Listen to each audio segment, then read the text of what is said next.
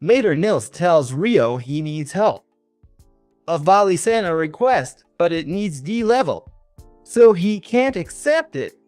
And although he was promoted along with Ito to E rank for helping with the Great Tide, that's not enough. They also mention that this mission is full of goblins and skeletons around the area. A weird pairing, since they rarely share the same habitat. Hearing that, Rio suddenly gives a soft chuckle, so Nils asks what's going on right now. Rio thinks skeletons, as classic as goblins, finally show up, so he agrees to help right then. I said. And later, the four of them meet with Hugh to talk about the details. He points out that the request comes from Keladi, and Nils lets him know that he already knew that. Besides, the request was forwarded to Loon because they couldn't complete it. Hugh tells them that Keladi sent two groups of adventurers on this mission, the first being E rank and the second D rank. They are baffled. A D rank party rarely loses to skeletons and goblins, so something here feels wrong. Hugh says that's exactly it. Reports from the D rank group say the village rejected them and refused to help. Nils insists his people aren't like that at all. They're usually welcoming and friendly. After hearing him, Hugh says he's glad he and his friends will handle it.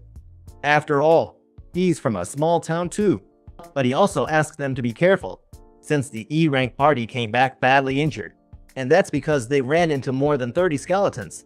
With Priest Ito, it should be easy for them. Plus, Rio helps. 99% of the team's power. Go on. Say it.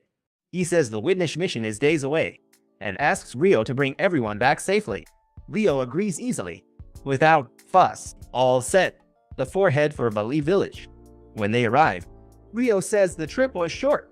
Nils thinks they ran more than usual, since it normally takes a day to get to Kaladi. Aman assumes it's because the training they've been doing is finally paying off. As they talk, some villagers spot Nils from afar. They greet him warmly.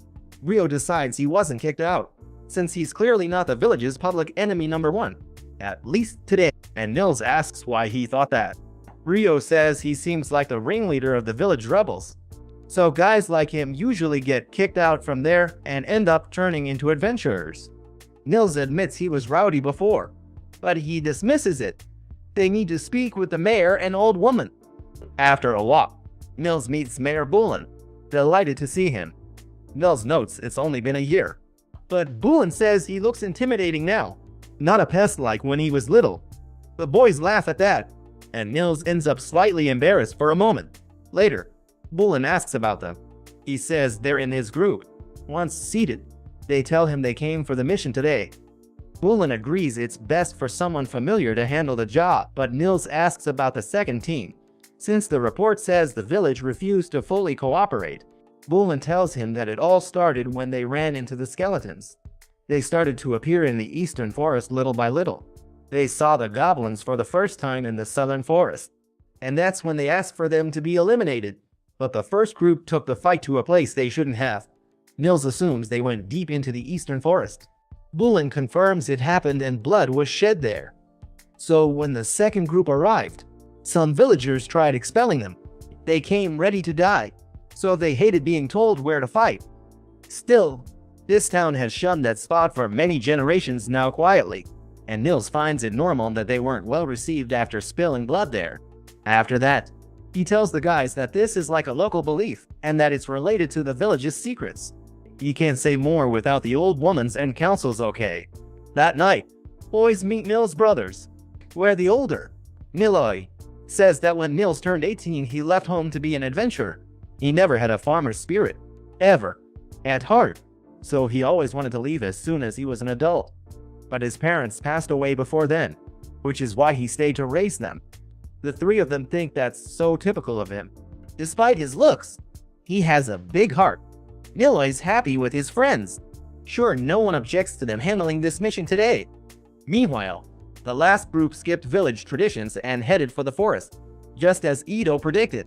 Then Nils arrives, saying the council approved their mission to proceed now. He thinks tomorrow they'll hunt the goblins, saving the skeletons for last. They let him share their customs, but only if they keep it secret from everyone else too. It turns out this village has two peculiarities. The first is that the village's guardian beast resides in the eastern forest. Ito had heard that some villages had won, but he's still surprised to learn that it's true. Ryo thrills inside, at last finding something from classic fantasy.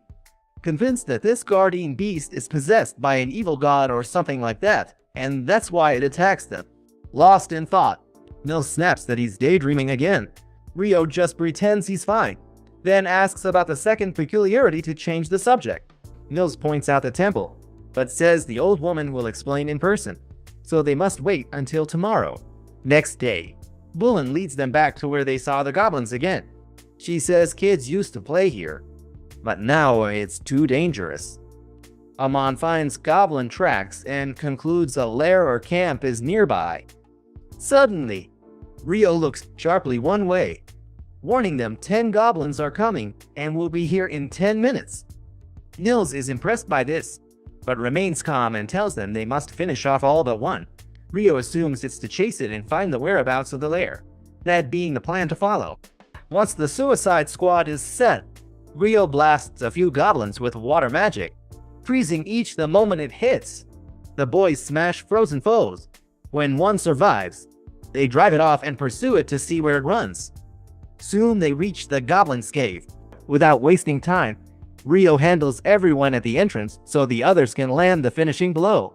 Then they all hear footsteps suddenly coming from deeper inside the cave. Nils tells them that something imposing is approaching and warns Amon to be careful. A goblin general appears. Once he spots it, Nils knows there's no way to win now. Yes, ma'am, we are done. Just as the goblin is about to attack them, Ryo uses Ice Spine to wrap it in giant ice chains, allowing him to easily pin it to the ground. He asks Nils there if he'll finish it off now. Nils says yes, still shaken by what he just saw. After beating him, the boys return celebrating, proudly flaunting the goblin general's valuable magic stone. Bullen says they're amazing too, as impressed as Nils. On arriving in the village, an old woman congratulates them for beating the goblins. Bullen introduces her as Counselor Mrs. Nazo, called the Old Woman. As soon as she hears it, she snaps at him for explaining something so simple, apologizes to the boys. Bauman and Nils make this town idiot pact. She takes them elsewhere now. And here Ito notices a kind of gem hanging from her staff. On the other hand, Ryo strongly believes this is the ideal time to meet the guardian beast, being anxious to face it. On the road, Ito asks Nazo if her staff serves as Mother Earth's goddess emblem. She confirms that he is and opines that he is a rather good and capable priest of light for identifying the emblem. Ryo doesn't know, so Ito explains the light goddess and Mother Earth once belonged to the Seventh Pantheon, but over time, it changed completely. Nazo adds that now people assume every temple worships the light goddess, since the other 6 gods are completely forgotten. Still, this village has honored Mother Earth for generations. Ryo asks Nazo if she can't use light healing magic. She says yes, she can use healing magic, but it's unlike what's used in light temples, since Ito casts spells. She notes Mother Earth's servants never use them, because they don't need them. Also, she complains everyone thinks magic needs spells. At the lair entrance of the guardian beast, Nazo addresses it, warning she's here with Bullen and 4 others who agree to the mission. This time, Ryo is excited for the epic fight that's coming. Seconds later, a giant beast emerges from the cave, thanking them for coming. Ito identifies the beast as a Fenrir. Ryo's disappointed. It isn't corrupt or cursed, so he won't get his fight. Watching them closely, the guardian beast identifies Ito as a priest of light and Nils an Amon as swordsman. But when he looks at Ryo, he sees devil in. No, that's wrong. He says he's Nukasan, asks Ryo's name. Ryo answers. Nazo is surprised that the guardian beast introduced itself, and Bullen mentions that this has never happened before. Uncussen tells them that humans have a hard time pronouncing his name. Tell me about it. And that's why I'd never mentioned it. But it would be rude not to tell this water mage, Ryo. After that, he explains that he is something like a relative of the Fae. For someone like him, Ryo's presence is soothing. Hearing this, Ryo recalls Sira said similarly. The fairy king naturally likes him, so he wonders if fairies like any of his features. Then he thanks Uncussen for those kind words. Back to the main point.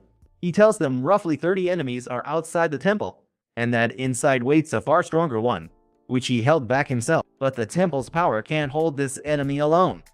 Once they finish the other 30, he'll set it free. When they arrive, Ito purifies many skeletons with cleansing magic. Once it's over, they then open the temple door. Doing so, they see the final foe, giant arch skeleton. Quickly, Ryo uses ice creation to give the boys ice hammers and tells them he will hold it back when it comes out of the temple. So they must take care of it as soon as that happens. Before starting, Ryo sends a signal to the guardian beast, which is a flashing comet that illuminates the sky. As Uncussen frees the monster, Ryo freezes ground with ice magic. It slips, and boys hammer it. Though the arch skeleton stands, it falls again and gets struck anew. Ryo brags, its magic leaves no escape for it, while Nils delivers the final blow by focusing directly on the skeleton's neck. My neighbor's wet dreams with a squirt. After defeating it, Mizu tells them that he had never entered the temple before. Inside, she sees something missing. Bulin asks about it. She says the village's last priestess already warned her about it back then. Once a bright gem sat in the temple. One day it clouded, darkened, burst, and judging by what the guardian beast said, this cave seems to have received a stream of power from elsewhere, most likely from the temple itself. Besides that, lately they have been attacked by goblins several times, and that makes Ryo wonder if it was those monsters that killed Nils' parents. Mizu continues to explain that they could never find its origin, but they found this cave, so he is curious if the power the temple received allowed it to generate the goblins. Afterward, he makes a seal to block the cave, stopping the temple's power from affecting it anymore. Mission done. The boys say goodbye and head right back to Lunholm. While taking a break on the road, Nils points out that it has been almost 300 days since they registered as adventurers, which means they will no longer be able to live in the residence. So he tells Ryo and Amon that when he and Ito move, they want to buy or rent a house. He asks if they'd come along so they can all live together. Amon accepts the invitation. Ryo asks for a moment to think, wanting to clear up a few things first. Meanwhile, Hugh asks Bell to attend Witness's Open Harbor Festival for him. Normally he'd send Phelps, but he's busy, so Bell must go this time instead. In a change of scene, we see some magic knights of the Empire training, but the combat stops when the commander wants to inform them of something. It says that by Her Imperial Highness's order, the lieutenant and she leave tomorrow for Witness in Naipe's kingdom. They'll be gone for the next 2 months. Leaving, she tells Lieutenant he was kind today. That's because in training, if the platoon did the same, made a mistake or got careless, he shot them in the legs. Now, this time, he only detained them.